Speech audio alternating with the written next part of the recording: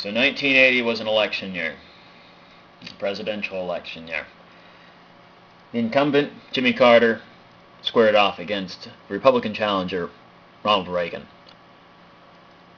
One of the obvious issues of the campaign was the situation in Iran and the position of the United States in the world.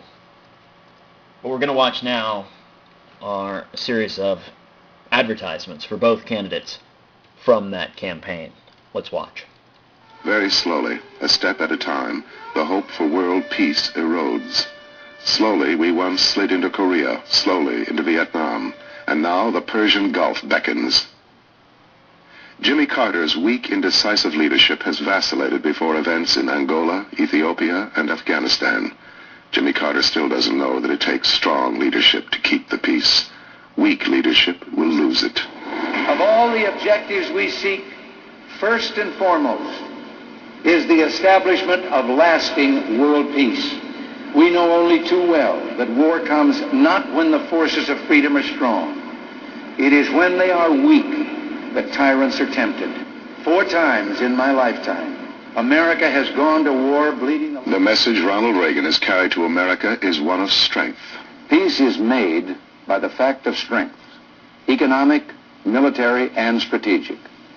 Peace is lost when such strength disappears, or just as bad, is seen by an adversary as disappearing. The message Ronald Reagan has carried to America is one of restraint. I have repeatedly said in this campaign that I will sit down with the Soviet Union for as long as it takes to negotiate a balanced and equitable arms limitation agreement designed to improve the prospects for peace. The message Ronald Reagan has carried to America is one of confidence. Whatever else history may say about my candidacy, I hope it will be recorded that I appeal to our best hopes, not our worst fears, to our confidence rather than our doubts, to the facts, not to fantasies. And these 3, hope, confidence, and facts, are at the heart of my vision of peace. Strength, restraint, inspired leadership. The time is now. Reagan for president. In a copyrighted story in the New York Times on October 27th, William Safire wrote, "The smoothest of Iran's diplomatic criminals was shown on American television this weekend, warning American voters that they had better not elect Ronald Reagan. Ayatollah Khomeini and his men prefer a weak and manageable U.S. president and have decided to do everything in their power to determine our election result." My number 1 responsibility is to defend this country, to maintain its security. And I put a strong defense at the top of my priority list, and it's going to be maintained that way.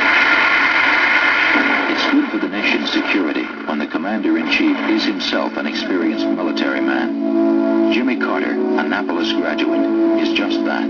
Your presence in the Indian Ocean and in the Arabian Sea was crucial in that troubled region of the world, vital to all nations on earth.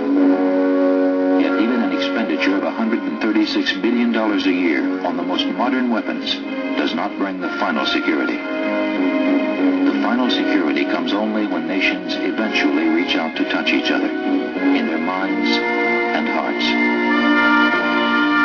Jimmy Carter, a military man and a man of peace. The signing of the Camp David Accords between Anwar Sadat and Menachem Begin there. Presidential election of 1980. Well, to say it was a landslide would be unfair to the word landslide. On January 20th, 1981, a new president was inaugurated, Ronald Reagan. This had a lot to do with what had happened in Iran. It was an issue. Made America look bad. Ronald Reagan capitalized on it to take the White House that fall. When we come back next time, we're going to look at what happens in Iran during the 1980s And then what happens during the 1990s? Because something remarkable happens in the 1990s. Reform. Opening. Relaxation of the strictures from the 1980s and the early days of the revolution. So next time, we'll go inside the Islamic Republic and see it go from extreme to moderation, and then back to extreme in the 2005 election when Mahmoud Ahmadinejad became president. Next time, the final lecture on Iran, from reform to Ahmadinejad.